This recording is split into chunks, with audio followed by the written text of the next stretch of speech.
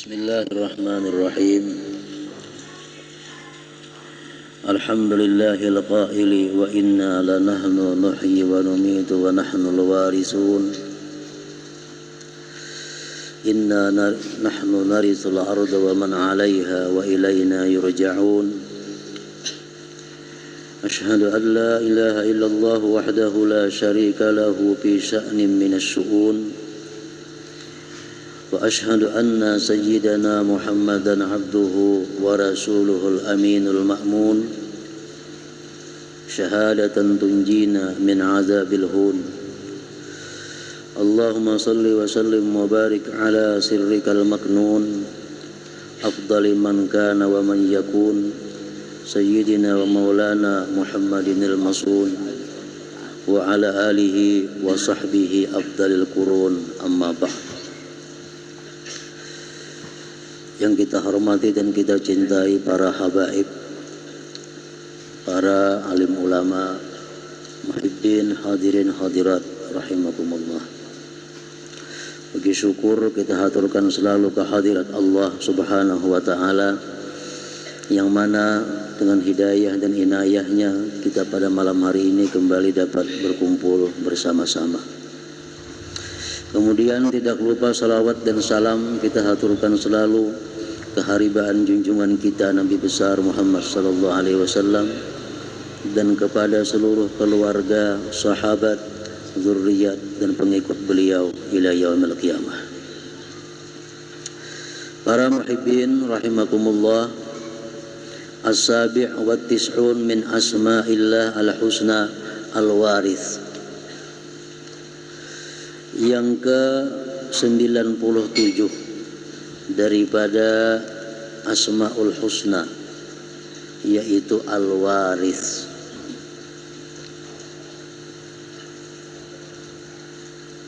Al-Waris artinya secara lugat adalah yang maha mewaris. Adapun dimaksud dengan waris di sini adalah huwallazi yarji'u ilaihil amlak ba'da fana'il mulak idh huwal baqi ba'da fana'il khalqi. Pengertian daripada nama Allah Al-Waris ini adalah dialah Tuhan yang kembali kepadanya segala milik, yang kembali kepadanya segala milik sesudah matinya pemilik-pemilik itu, karena dialah yang kekal sesudah binasanya ini makhluk. Begitu makhluk sudah dimatikan oleh Allah Subhanahu wa ta'ala, maka alam semesta ini hanya Allah satu-satunya yang waris, yang mewarisnya, yang kembali kepadanya. Artinya misalnya seseorang ini, contoh, seseorang berisi harta, sedangkan inya hanya ada punya anak seekong, anaknya laki-laki. Yang lain kada diisi apa-apa, kuitan sudah mati, kai sudah mati, habis yang lain matian cuma anak laki-laki seekong. Nah begitu mati nang abah ini, maka harta sama kembali kepada anaknya, karena anaknya yang tersisa, anaknya yang masih hidup. Nah demikianlah mendekatkan kita kepada paham nama Allah Al-Waris ini. Sesudah kita binasa, maka segala milik yang pernah kita miliki kembali kepada Allah Subhanahu wa ta'ala. Nah itulah artinya Al-Waris. Qala Allah Ta'ala, firman Allah Ta'ala, inna nahnu narisul arda wa man 'alaiha wa ilayna yurja'un. Sesungguhnya kami mewaris akan bumi ini dan orang-orang yang ada di atasnya, dan kepada kamilah mereka itu dikembalikan. Imam Al-Qurtubi menafsirkan ayat itu, numitu sukkanaha banarizuha. Begitu kami matikan penghuni-penghuni bumi ini, maka kami ambil kembali bumi itu. Wa ilaina yurja'un, dan kepada kami mereka akan dikembalikan yaumal qiyamah, pada hari kiamat. Fanujazi kullam bi'amalihi, kami balas tiap-tiap orang dengan amal perbuatannya. Jadi Allah mewaris, artinya mengambil kembali sesuatu yang miliknya itu, dan dia kembalikan semuanya berkumpul pada hari kiamat. Untuk apa Allah mengembalikan kita hari kiamat itu? Untuk membalas tiap-tiap orang dengan amal perbuatan yang telah ia kerjakan. Wa may ya'mal mithqala dzarratin khairan yarah wa may ya'mal mithqala dzarratin syarran yarah.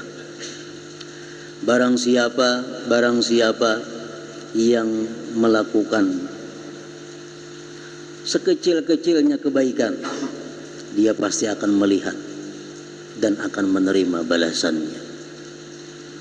Barang siapa melakukan sekecil-kecilnya kejahatan, dia akan melihat dan akan menerima balasannya. Nah, itulah Allah, artinya maha mewaris. Para muhibbin rahimakumullah, al-mu'min bismillahil waris ayyakuna warisan lima alaihi salihun minal a'mali wal ahwali wal aqwal. Kita sudah percaya, mengerti, paham nama Allah Al-Waris, artinya demikian. Lalu bagian kita daripada nama Allah Al-Waris ini adalah bahwa kita ini hendaknya mewarisi, hendaknya kita mewarisi sesuatu bagi orang-orang saleh daripada amal mereka, keadaan mereka, dan perkataan mereka.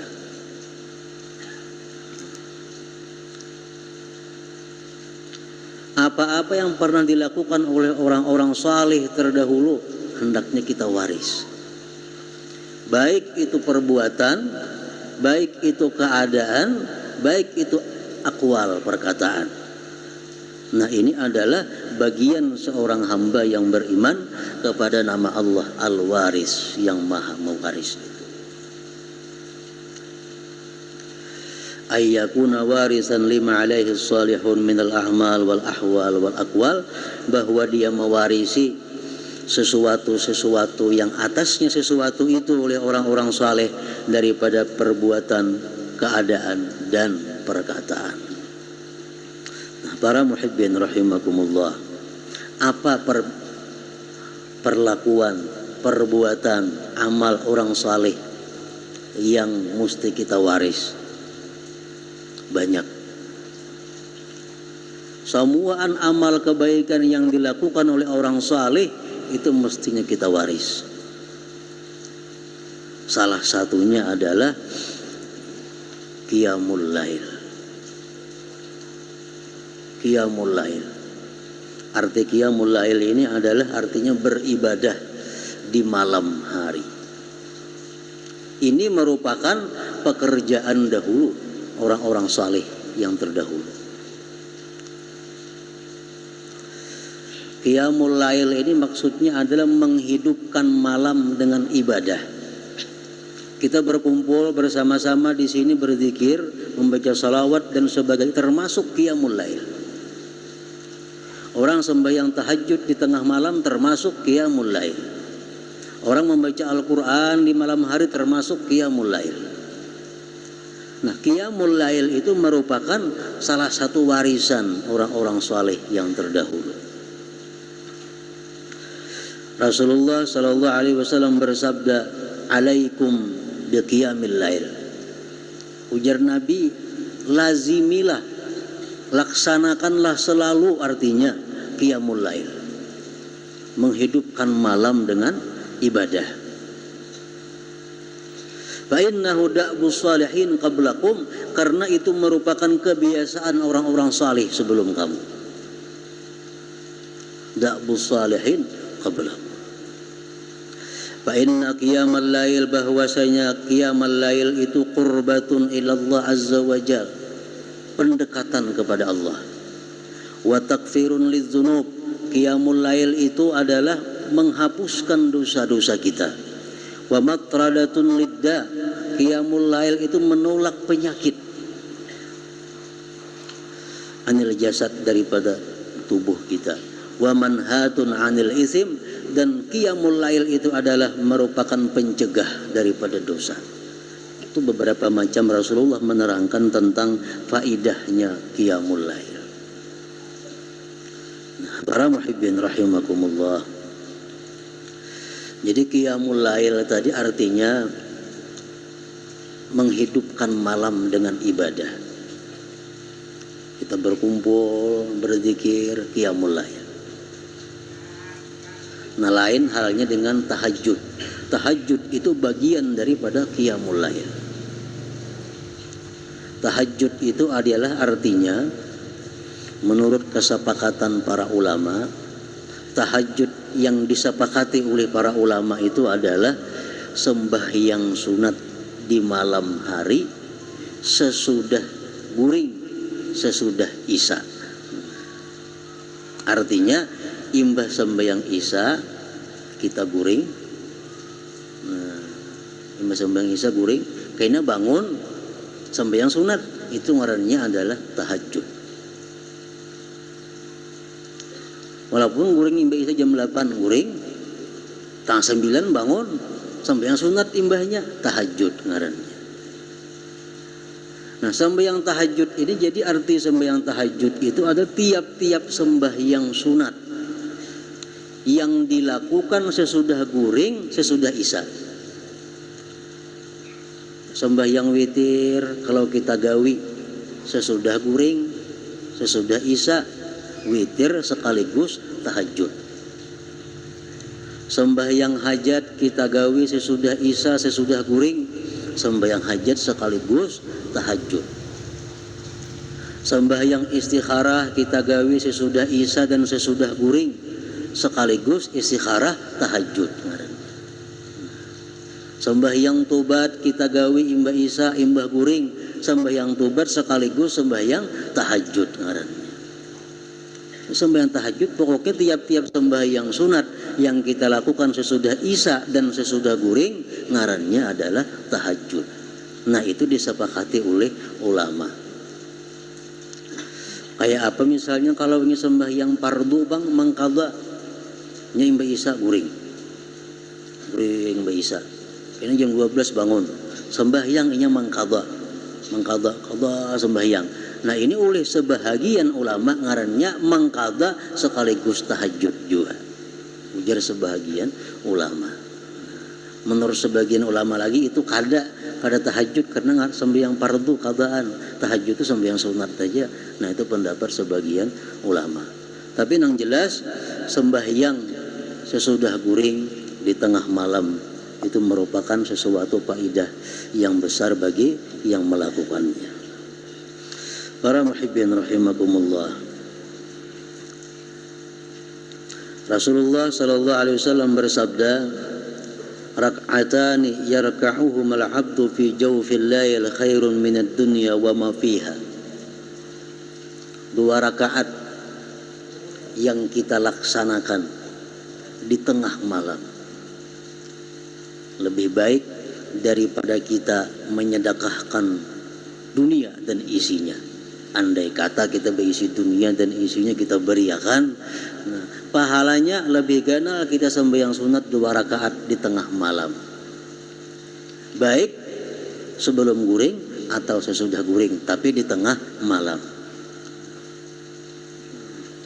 Kita sembahyang sunat Mbak Isa kada buku guringan sampai jam 1 sembahyang sunat, ini ngarannya sembahyang qiyamul lail, bukan tahajud ngarannya. Karena kada sing guringan tadi mulai isya, lain tahajud. Cuma faidahnya sama aja. Pokoknya sembahyang 2 rakaat di tengah malam lebih baik daripada kita menyedekahkan dunia dan isinya. Andai kata kita berisi dunia dan isinya. Hadis Rasulullah sallallahu alaihi wasallam lagi menyatakan, rahimallahu rajulan qama minal lail wa shalla thumma ayqaza imra'atah fa shallat fa in abat nadhaha fi wajhihal ma. Rahimallahu imra'atan qamat minal lail fa shallat thumma ayqazat zawjaha fa shalla fa in aba nadhahat fi wajhihil ma. Artinya Allah menyayangi, Allah sayang kepada seorang laki-laki yang bangun di malam hari. Pengertian bangun dalam hadis ini baik inya kada beguringan atau guring bangun sama aja. Laki-laki yang bangun di malam hari kemudian dia sembahyang sunat. Tuntung sembahyang, dia bangunkan istrinya. Istrinya pun sembahyang sunat. Jika istrinya kada mau sembahyang sunat, jika istrinya kada mau digarak, dia simbur banyu di muhanya. Allah sayang dengan laki-laki seperti itu. Tah malam jam 2 bangun kita garak mini. Pimba sembahyang dulu, kita sembahyang sunat, tuntung hanya kita garak bila kada mau simbur di muhanya. Allah sayang lawan kita bila macam itu.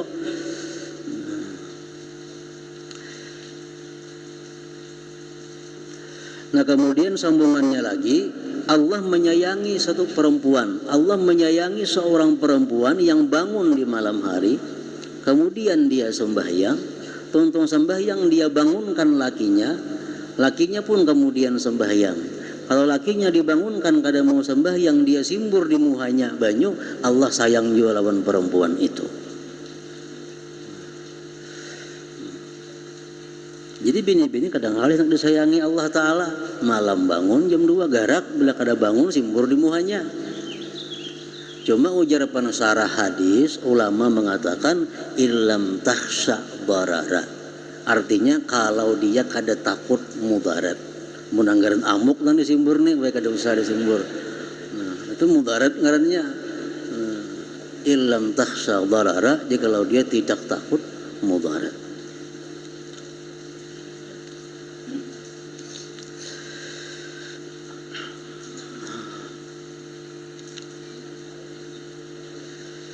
Nah, jadi sembahyang malam, orang yang beribadah di malam hari itu orang yang merupakan melakukan pendekatan kepada Allah.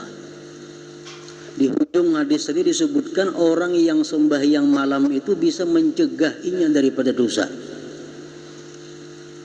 Rasulullah SAW pernah ditanya, wahai Rasulullah, inna fulanan yusalli bil lail fa idza asbaha saraka.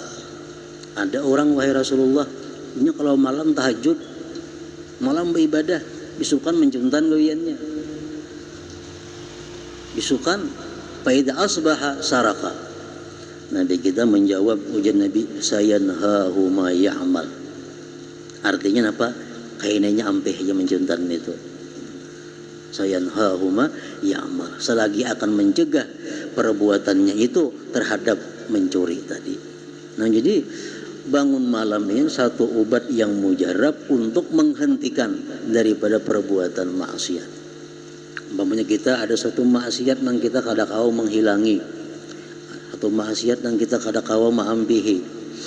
Obatnya hanya paling baik adalah kita paksa diri kita bangun malam. Sembahyangnya malam, walau 2 rakaat.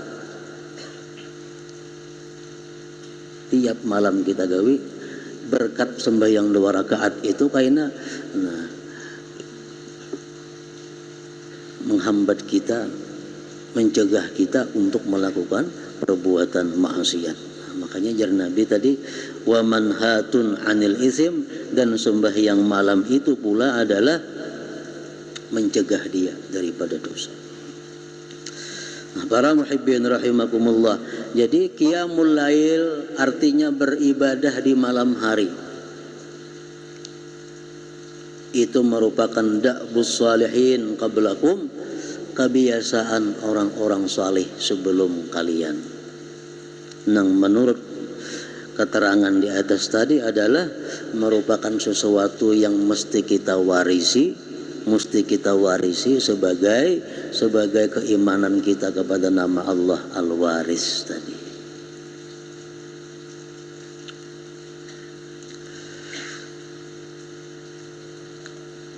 Imam Al-Ghazali dan para ulama lainnya mengatakan bahwa sembahyang malam itu walaupun 2 rakaat adalah sembahyang yang sangat sulit.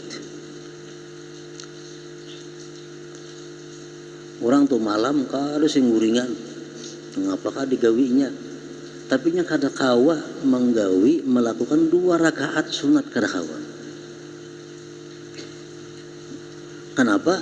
Karena ini salatul lail, ini sembahyang malam adalah sembahyangnya orang-orang yang disayangi, dicintai oleh Allah Subhanahu wa taala. Kita kada heran, kada aneh melihat orang yang begadang semalaman. Padahal orangnya sembahyang aja, nampar tuh puasa aja, berjamaah aja.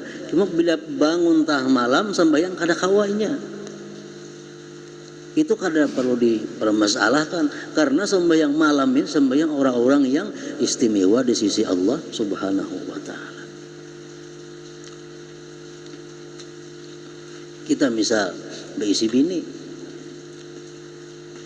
sembahyang malam bini kita ini jam 4 kah bangun, sembahyang malam itu jam 2 bangun. Nah ini bini kita adalah orang yang disayangi, dikasihi oleh Allah Subhanahu wa taala. Atau bini-bini berisi lakinya malam bangun beribadah, walaupun 1 mat, seperempat jam kah, 10 menit, tapi tiap malam digawinya. Ini laki-laki adalah kekasihnya Allah Subhanahu wa taala. Nah, Imam Ghazali dan para ulama mengatakan sembahyang malam itu adalah sesuatu yang sulit dan perlu dicarikan jalannya supaya menjadi mudah. Supaya mudah.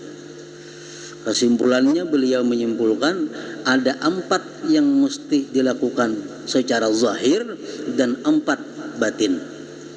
Bila 4 ini kita bisa, mudah sembahyang malam itu. Yang pertama, Imam Ghazali, yang zahir dulu. Allah yuksiral akal, bahwa tidak boleh banyak makan. Mbak Isa tuh makan jangan banyak, kalau perlu kada usah makan. Nah, lain makan di rumah orang aruh tuh makan sunat, ini makan di rumah. Allah yuksiral akal, jangan banyak makan. Kenapa? Sebabnya bila banyak makannya otomatis mengantuk, berat bangunnya. Yang kedua, ujar Sidin, an la yut'iba nafsahu bin nahar, jangan terlalu lapah siang. Ini sebab nang zahir supaya mudah bangun malam. Jangan banyak makan. Yang kedua, siang jangan terlalu berlapah-lapah, angkat nang berat-berat siang jangan.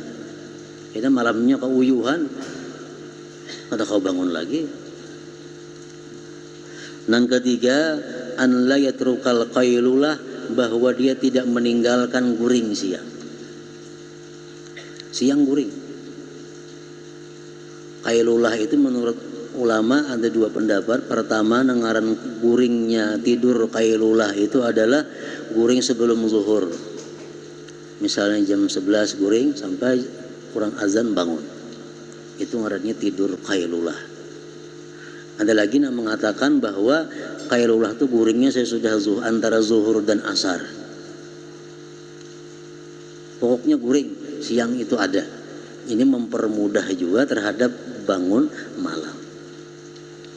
Nah, yang keempat, uji Sidin, wa alla yahtakibal auzar bin nahar. Di siang hari itu jangan melakukan dosa. Artinya apa? Kalaupun siang hari melakukan dosa, maghrib tobat kepada Allah Subhanahu wa taala. Nah, alla yahtakibal auzar. Seorang laki-laki datang kepada Al-Hasanul Basri. Datang kepada Al-Hasanul Basri. Jadi ujar laki-laki tadi, ya Aba Sa'id, wahai Aba Sa'id. Assalamualaikum.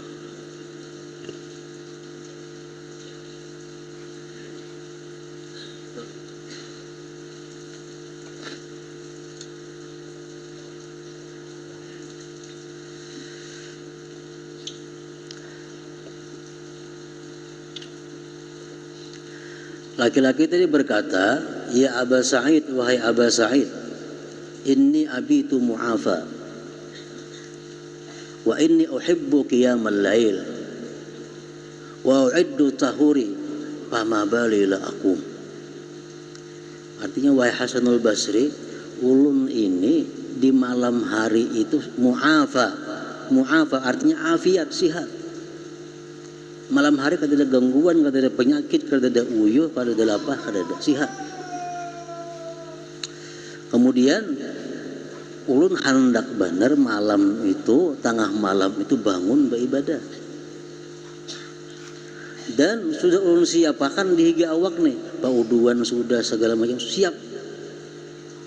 Kenapa sebabnya ulun selalu kada kawa beribadah sembahyang di malam hari itu. Bangun malamnya hendak, awaknya sihat, WC kamar mandi ada dalam kamar, artinya sudah tatap kada kau bangun malam. Nah, Hasanul Basri menjawab, ugasidina zunubuka qayyadatka. Ikam dipasung oleh dosa ikam.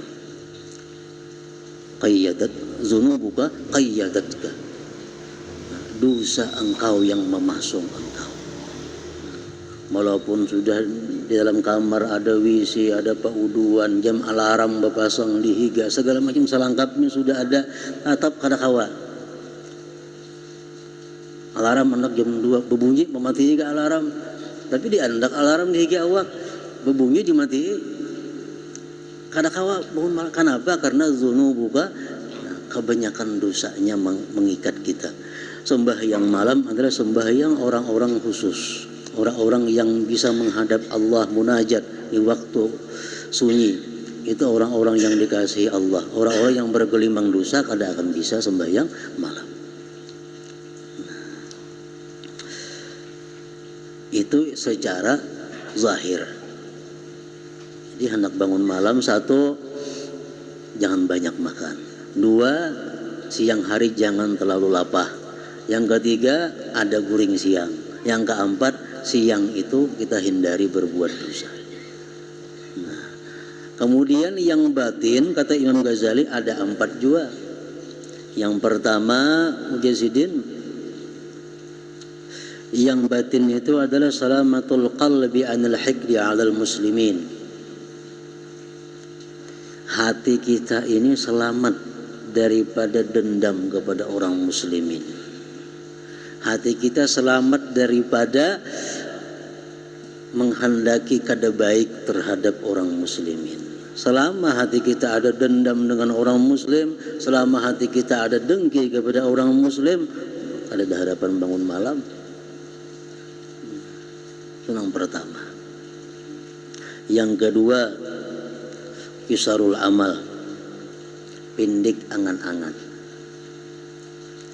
Mun aku kada wahini bangun malam, amun berumur lagi sebulan 2 bulan, apabila lagi bangun malam. Nah, pindik. Mungkin kita masih merasa umur 20 tahun, hanya mati 30, masa bakal kada bangun malam. Kalau kada mulai wahini bangun malam, burusnya aku mati besoknya. Nah, ini sebab batin yang mendorong kita, memudahkan kita bangun malam. Kisarul amal. Yang ketiga, ma'rifatu fadilati qiyamil lail, mengenali keutamaan qiyamul lail. Hadis Rasulullah SAW yang artinya, ujar Nabi, dihalau pada hari kiamat itu seluruh manusia fi sa'idin wahid, di halaman yang rata yang satu, dikumpul semuaan manusia. Lalu malaikat berseru, hendaklah bangun orang-orang yang tahajud di malam hari, hendaklah berdiri orang-orang yang tahajud di malam hari, dan silakan masuk surga bighairi hisab, tanpa dihisab. Nah, fala yaqumun illa qalil, cuma sedikit orang nang kawa berdiri. Artinya apa? Sembahyang malam ini hanya kawa dilakukan oleh sedikit orang. 10 orang menuntut ilmu, paling-paling berlima nang kawa sembahyang malam. Yang keempat, yang memudahkan kita qiyamul lail itu adalah hubbullahi wa rasulih, cinta kepada Allah dan Rasulnya. Entah malam tuh orang sunyi, orang ranai, paling nyaman kita beradu-adu Nah, beradu-adu melaporkan sesuatu kepada Allah Subhanahu wa taala. Hubbullah wa rasulih. Nah, 8 perkara itulah sebab yang memudahkan kita untuk qiyamul lail. Qiyamul lail sudah rancak kita dengar baik. Tiap kali ada pengajian di mana-mana, semua madahan qiyamul lail itu adalah baik. Namun apabila kena hati kita kawa melakukannya belum tahu, tergantung hidayah Allah Subhanahu wa taala. Nah, para muhibbin rahimakumullah. Yang kedua yang mesti diwarisi, yang mesti kita warisi daripada orang-orang saleh terdahulu adalah ahwal, keadaannya. Amal salah satunya qiyamul lail. Yang kedua ahwal, keadaannya. Keadaan orang saleh terdahulu itu adalah antara lain mereka itu al-haya, mereka punya sifat malu. Fa innal haya minal iman, kata Rasulullah, malu itu adalah sama seperti iman. Artinya apa? Iman bisa mencegah kita berbuat dosa, malu pun mencegah kita berbuat dosa. Orang bahari itu, orang-orang saleh itu yang mesti kita warisi adalah sifat pemalunya. Pemalu berbuat hal-hal yang dosa yang haram, hal-hal yang kurang baik. Orang-orang saleh itu pemalu, supan berhutang. Berhutang itu supan. Artinya berhutang, minjam duit apa supan. Kenapa? Karena kalau aku berhutang ini berarti aku ngarannya tulul amal. Kalau aku yang berhutang berarti aku merasa lebih lawas lagi hidupku. Jadi malu berhutang ini. Kalaupun terpaksa berhutang juga, supan hutang itu kada kawata bayari. Apalagi ditagih hurang. Nah, ini malu orang dahulu. Kalaupun menghutangi orang saleh dahulu itu malu menagih. Nah, itu supan ngarannya. Itu haya. Sebaliknya kalau kita kada punya malu, bahutang kada supan, ditagih hurang kada supan, nang menagih nang supan jadinya. Ini jauh daripada perasaan malu nang dimiliki oleh para orang saleh dahulu. Nah, al-haya ini minal iman. Jadi kalau berhutang bayar dapat waktu. Kada bayar supan. Mana mandak muha. Nah, ini ngarannya adalah haya. Malu. Seorang kada sembahyang berjamaah. Orang bang dilanggar di masjid, orang sembahyang berjamaah. Seorang kada sembahyang berjamaah, supan keluar rumah. Orang dilanggar sembahyangan. Supan kada keluar rumah. Gana di rumah. Anak keluar, orang sembahyangan dilanggar. Nah, itu malu ngarannya. Ini orang sembahyangan lituk-lituk begawi nah di muka langgar. Adalah punya malu orang sembahyangan berjamaah, berimaman, berjamaah kada apa kada. Nah, orang dahulu macam itu malu. Malu yang membawa kepada kebaikan.